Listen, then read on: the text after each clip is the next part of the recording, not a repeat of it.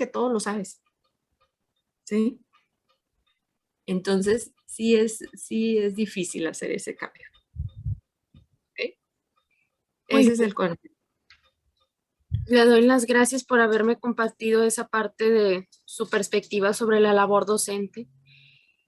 Y bien, quisiera pasar a la parte de la entrevista refiere a la aplicación del lenguaje y comunicación en el alumno. Uh-huh. ¿Considera que sus alumnos son responsables de la adquisición de su lenguaje y por qué? Ellos responsables, no. Es el medio en donde se desarrolla el lenguaje. Si sus papás el lenguaje manejan groserías, el niño va a aprender a hacerlas o decirlas, ¿sí? Malas palabras. Si el alumno se desenvuelve en un ambiente donde el vocabulario es un poco más elevado, el niño va a aprender a manejar ese tipo de vocabulario.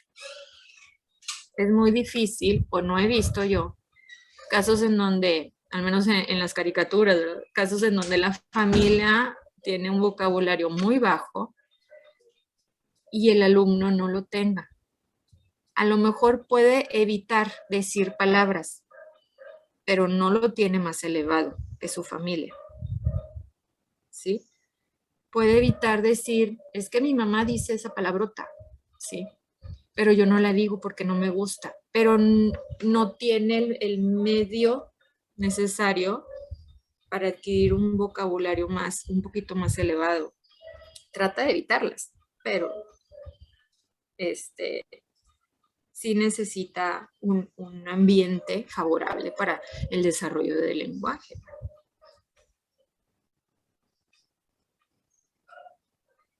¿Cómo ha observado hasta ahora en sus alumnos la mejoría del lenguaje? ¿Considera que han mejorado? ¿Considera que siguen igual en cuanto a cómo se expresan?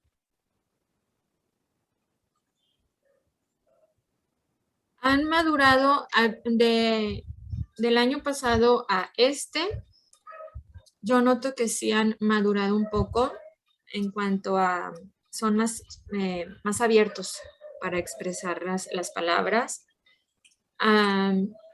Saben decir cuando algo no entienden o cuando algo necesitan más explicación, ¿sí?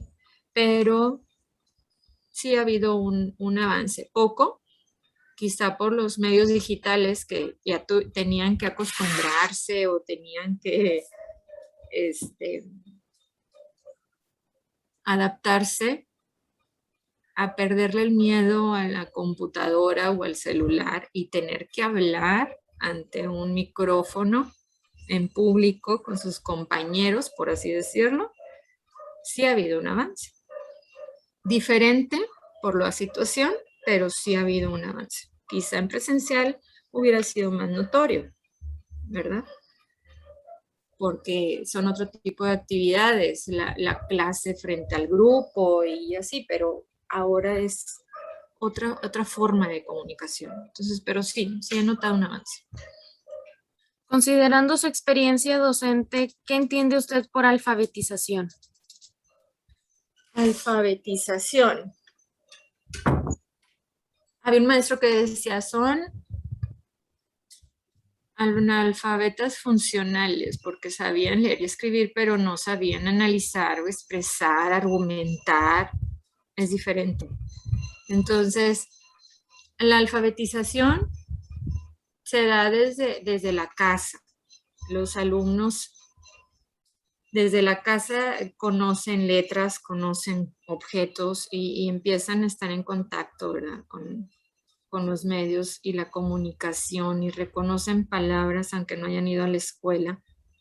Pero más que la alfabetización, debe de entenderse como la forma correcta de saber expresarse, sus ideas, saber expresar las necesidades, analizar, argumentar. Eso debería ser alfabetización, no nada más la decodificación de signos y números, ¿verdad?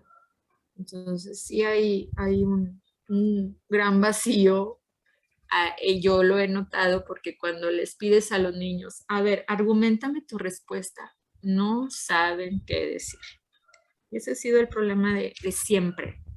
No, no se atreven a expresar, ¿verdad? O no, todavía no les enseñamos correctamente cómo hacerlo. Considerando su experiencia docente, maestra, ¿cuál considera usted que es la forma de enseñar a leer y escribir más efectiva? Ay, ahí sí te voy a decir, el silábico. El silábico. El silábico. El silábico, no hay pierde.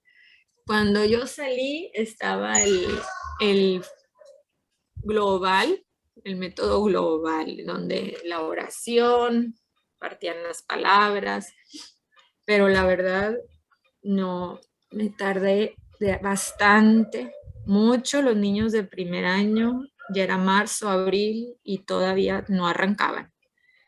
Entonces, ya cuando me dieron mi plaza, un maestro me dijo, utiliza el método silábico, juguemos a leer, fue mi Biblia durante 10 años, porque 10 años tuve primer año, y ese fue el método básico. Para diciembre los niños ya sabían leer y escribir, ya, todos. Al trabajar con la asignatura de español, maestra, en esta modalidad de distancia, ¿qué dificultades ha encontrado para cumplir con el enfoque propuesto por los planes y programas de estudio? Más que todo las prácticas sociales en español. Es un poquito complicado, ¿verdad? Porque son muchos trabajos en equipo, sobre todo ya cuando están en quinto y sexto, es mucho trabajo en equipo y trabajo en equipo. Lo podemos ver en los libros y trabajo en equipo. Y ese trabajo en equipo se está perdiendo y es importante porque los alumnos se comunican y ven sus errores y se corrigen entre ellos y ven diferentes opciones para solucionar el mismo problema y aprenden juntos. ¿Sí? Sobre todo los alumnos que son de bajo rendimiento, ahí sobresale o de periodo se pegan al que sabe y algo hacen, algo trabajan. Pero sí es importante el presencial para ese tipo de actividades. A distancia, el tiempo. Es muy difícil, a mí me falta tiempo en la clase para explicar los temas. Es muy poco el tiempo con la plataforma, entre que ves el video, explicas la plataforma, maestra se me desconectó, me salí, otra vez volví a meterme. Es muy complicado, pero se trata de trabajar de la mejor manera y nada más, ese es el punto que yo veo, la socialización del aprendizaje. O sea, sí están aprendiendo las criaturas, pero les falta el comunicarse entre ellos las cosas. Y sí, se pueden hacer equipos en Zoom y trabajar y exponer, pero como que les da pena. ¿Sí? Y más que todo porque a lo mejor en la clase virtual ahí está la mamá al lado y les da pena que la mamá esté al lado observándolos cómo presentan su trabajo o cómo participan. Eso es lo que yo he notado.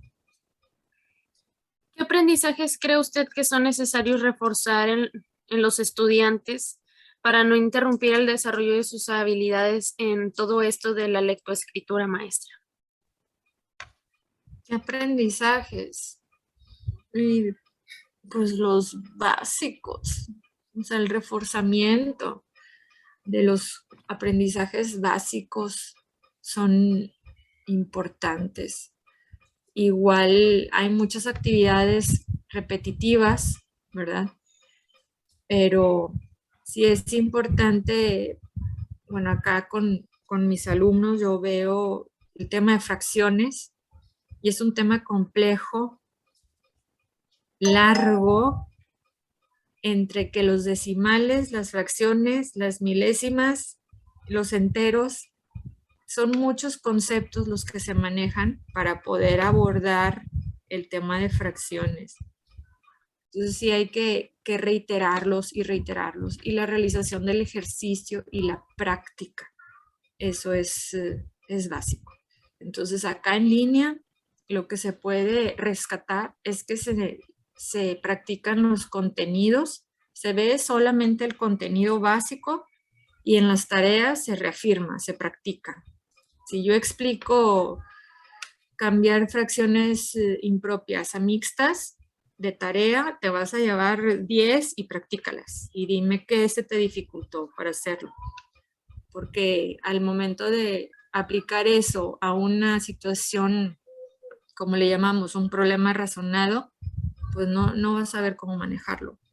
No entiende, no analiza el problema. Entonces esos son el analizar es básico. Los aprendizajes que debemos de reforzar es lectura, escritura, matemáticas en sus operaciones básicas, las tablas, mínimo eso. Ya si el alumno no se sabe las tablas de multiplicar, es muy difícil que en secundaria trabaje con exponentes o con ecuaciones de primero, segundo, tercer grado.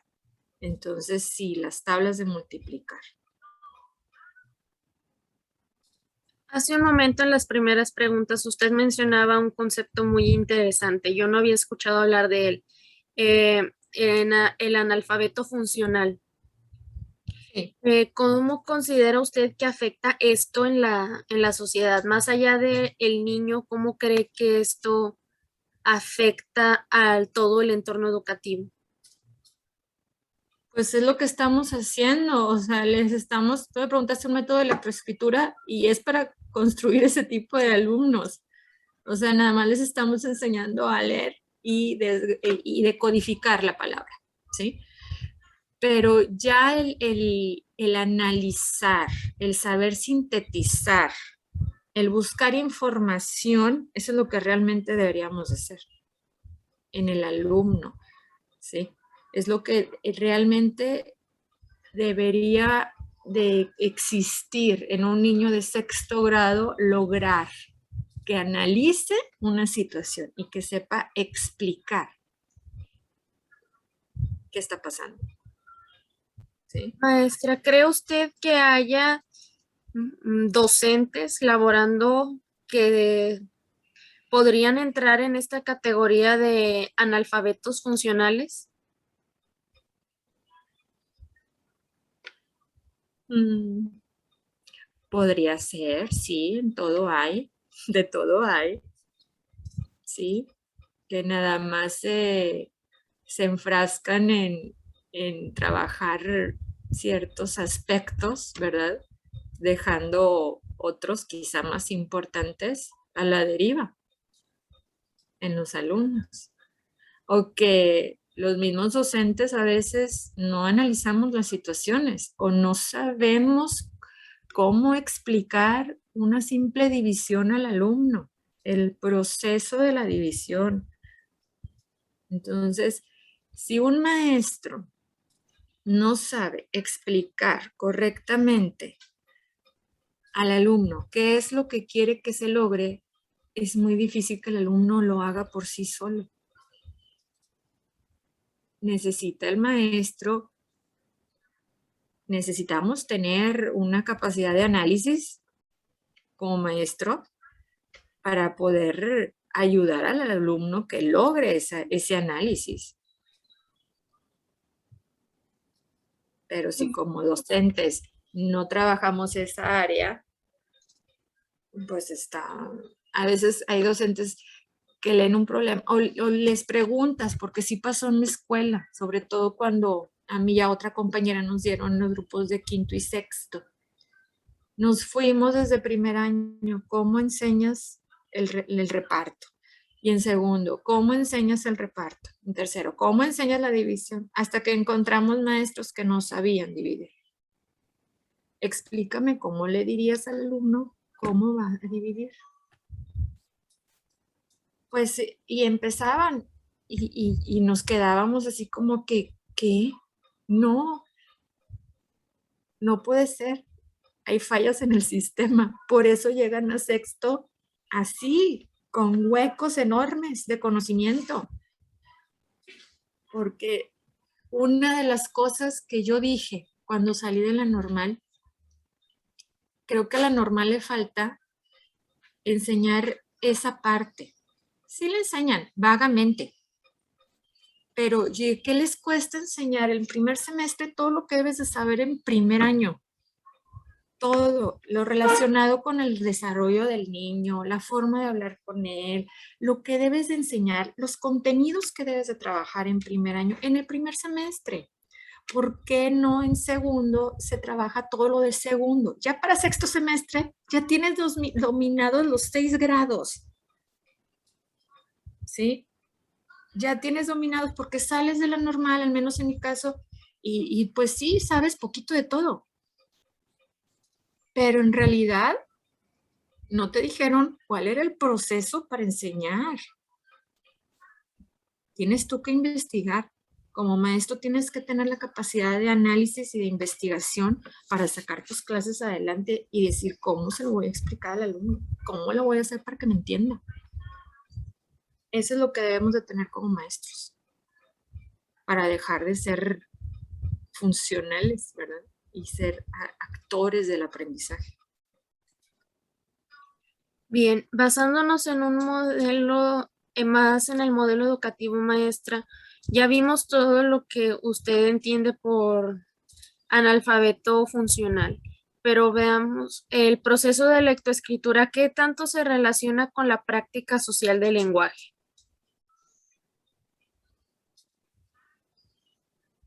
El proceso de lectoescritura, pues todo depende de qué tanto se le puede enseñar al niño según el contexto en donde se desarrolle. Sí necesitamos desarrollar la escritura de acuerdo al nivel y al contexto del alumno. No podemos estar enseñando cosas fuera de su contexto. Necesitamos conocer al alumno y conocer qué necesidades tiene, ¿verdad? Para que él pueda desarrollar ese aprendizaje. Si le enseño cosas fuera de contexto, nunca va a aterrizar lo que aprende. A cómo va creciendo el niño, ya se van ampliando los horizontes y va a poder conocer o adaptar eso nuevo a su contexto, vaya. Y por último, maestra, ¿qué haría usted, qué actividad propondría o qué cosas diría usted que son las que podrían mejorar el proceso de lectoescritura, no nada más a nivel grupo? Algo que usted dijera, podríamos implementarlo en más escuelas o incluso hacerlo parte del enfoque educativo.